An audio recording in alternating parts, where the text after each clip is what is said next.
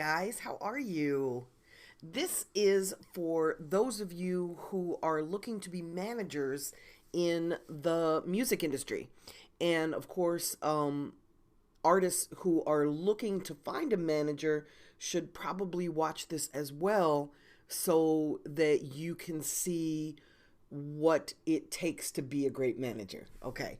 Um, the thing about being a manager is that you can't just pick up a book and learn how to manage artists. It's a skill that's sort of learn as you do.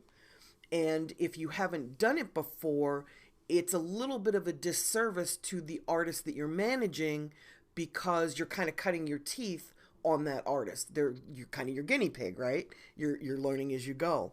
But everyone who's ever managed, including myself, we have done that. We've learned as we've moved forward. The problem with that is that most people that do that fail. I can even tell you that as a manager, I hated it. So I was not very good at being a manager. I was able to do the basics, but I wasn't able to do everything that I needed to do in order to really help my clients and get them to the next level of their career, right? So, my best suggestion if you want to be a manager is to work underneath someone who is a great manager already and someone who's managing an artist that has a successful career, a current successful career. Um, the traits that are most important, in my opinion, um, are really the know how, meaning the experience, and the connections. You need to be able to pick up the phone and call booking agents if you want to get your artist on a tour. You need to be able to pick up the phone and call sponsors, um, endorsements, people that have a product that are willing to invest into your artist financially in order to spread the word about their product. You need access to different clothing companies to get your artist gear for photo shoots and for videos. And all of these things are relationship based. You can't just pick up a directory of booking agents and go through and start calling people.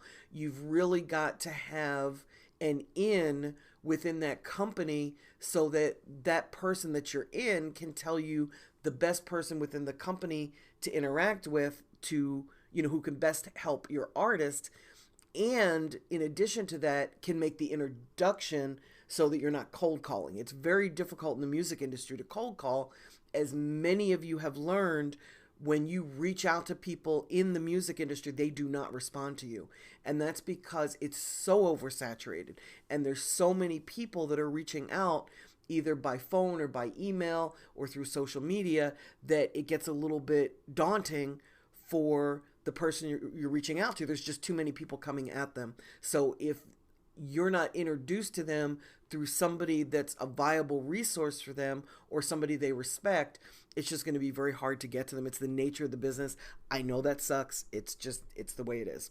So having said all that, the best thing that you can do as an up and coming manager is to work underneath somebody that's already doing management as a viable career. That way you learn what to do, you get their know-how, you see how it's done, you cut your teeth with training wheels basically, and you are able to gather their connections and resources because you're working with them. So you've got access to everybody they have access to. Most people do not do this. I don't know why, but it's the best thing that you can do as a manager.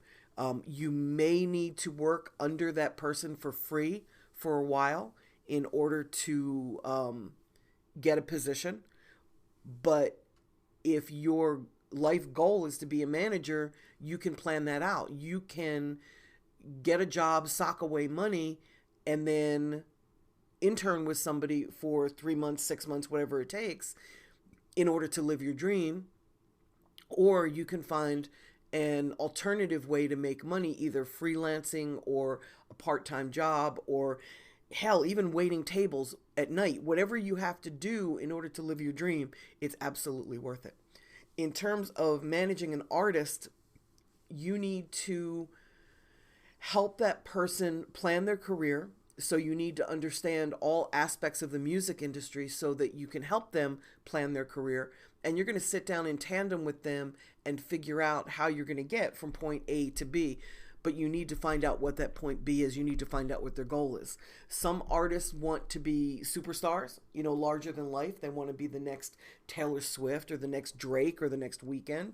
Some artists are just happy to keep doing what they're doing and just feed their family and make a career out of this. So they're not trying to be a superstar, but they're just trying to tour maybe once a year and have some income, maybe make, $100,000 a year doing what they do, and they're happy. And some artists don't really want to make money doing this. They just want to get their music out there, and they want a little bit of fame. And if you're going to be a manager who makes 15 to 20% of the income, you need a solid understanding of what your artist wants to do, where they want to go, and how they want to do it. Some artists want to stay independent, like Chance the Rapper, Nipsey Hussle,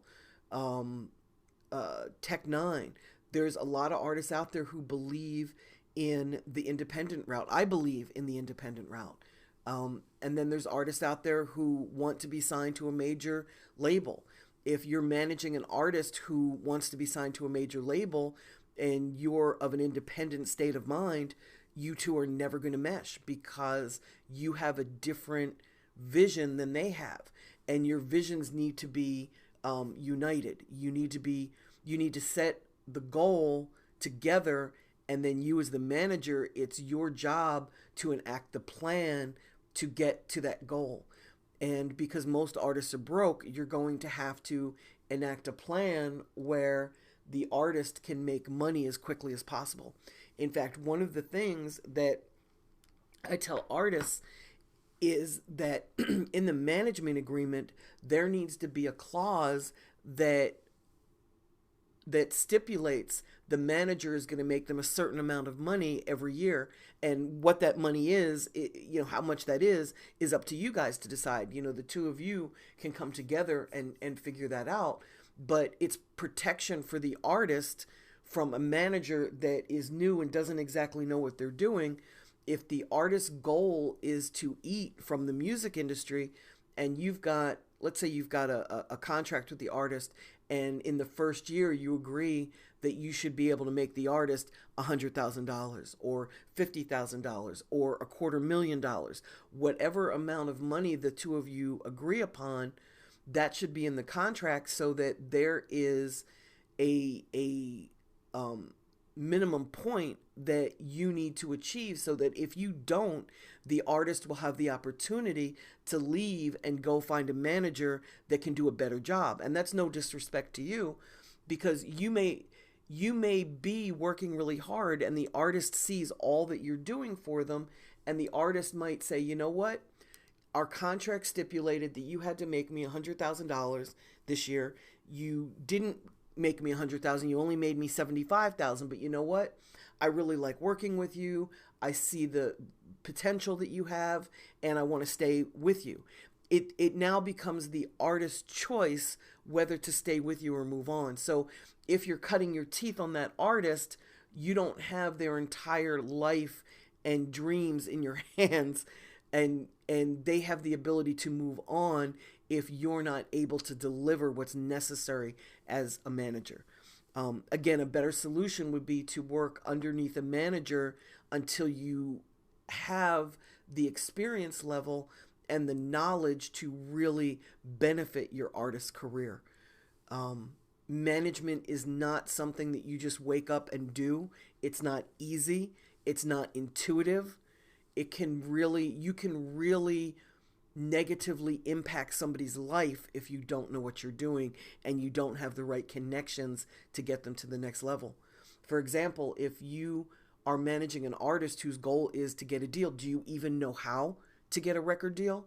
Do you even have connections with the labels to get your artist to that level? Do you have a budget? Do you have the ability to market and promote your artist to garner the attention of a record label? Can you build that buzz big enough for the artist on the street so that the labels are clamoring to sign your artist?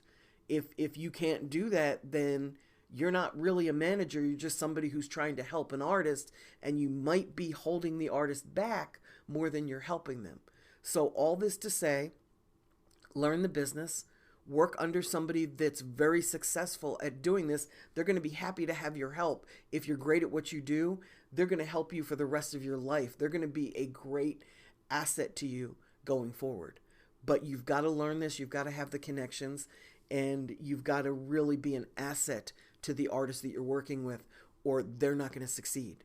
You know, you're the backbone of their career. So don't hold somebody back, and learn the business. And good luck to you. If you have questions, email me. I'm happy to answer any questions that you guys have. This is wendyday@gmail.com. Okay, guys, take care.